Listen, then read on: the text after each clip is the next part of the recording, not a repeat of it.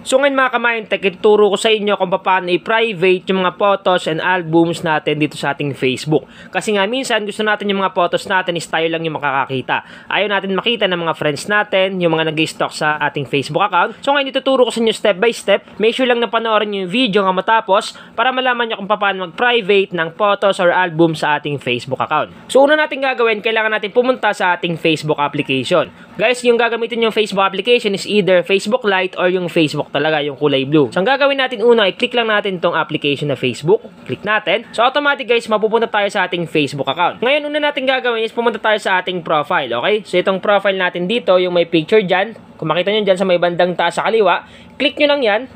So once nandito na tayo, hanapin naman natin dito yung photos, okay? So ito yung photos guys dito sa may baba, sa gitna. Click lang natin tong photos.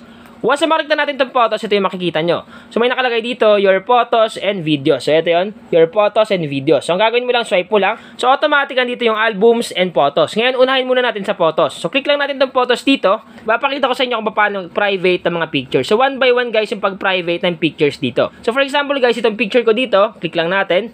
Ngayon mga ka-Mindtech, itong picture ko na to is pwede makita ng kahit sino kasi nga naka-friend siya or naka-public. So once na naka-public or naka-friends yung ating mga pictures, automatic kahit sino pwedeng makita yung mga pictures natin.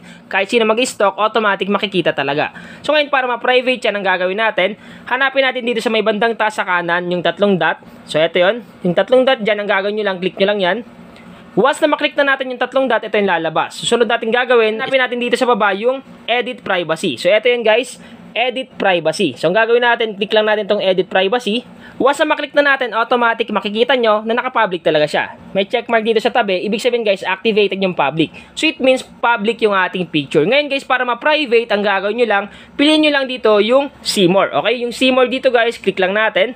Once na maklik na natin yung see more, hanapin natin dito yung only me, okay? So itong only me guys, once na maklik mo yan, automatic magiging private na yung picture mo. Ikaw na lang mismo yung makakakita. Hindi na mismo makikita ng mga taong nag-i-stalk sa Facebook profile mo para makita yung mga pictures mo. So ang gagawin natin, i-activate natin itong only me. Tap lang natin itong bilog sa katabi.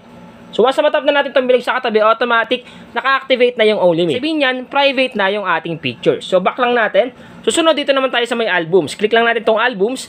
So same lang din guys yung gagawin. Pumili lang kayo dyan ng albums kung saan yung mga pictures nyo is ipa-private nyo. So for example, dito ako sa may cover photos. Click lang natin. Then automatic maglo-loading dyan yung mga pictures mo. For example, itong photos ko dito. So kiklik mo lang yung photos. Then same lang yung gagawin kanina. Click mo lang itong tatlong dots sa may bandang taas sa kanan. Click lang natin. Then hanapin mo lang dito yung edit privacy. So yung edit privacy is matatagpuan lagi sa may lower screen ng cellphone natin. So ito yun guys. Edit privacy. Click lang natin.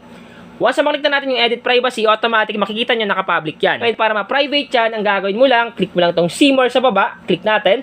Then, click mo lang tong only me. Click mo lang yung bilog sa katabi, okay? So, tap lang natin. So, automatic pag may checkmark na, naka-private na yung photos and albums natin dito sa ating Facebook account. So, sana guys, nakatulong tong vlog ko ngayon. Once again naman, Mindtech PH, thank you, and God bless all.